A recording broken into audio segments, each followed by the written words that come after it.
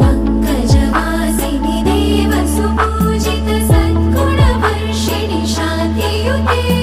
जय जय हे मधुसूदन कामिनि आदिलक्ष्मि जय पालय माम्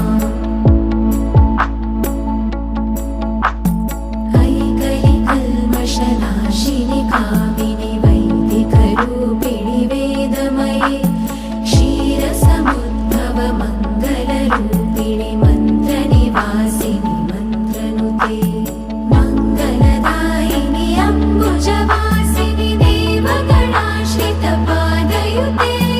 जय जय हे मधुसूदन कामिनि धान्यलक्ष्मि जय पालय माम् जय वरवर्षिणि वैष्णवि भार्गवि मन्त्रस्वरूपिणि मन्त्रमये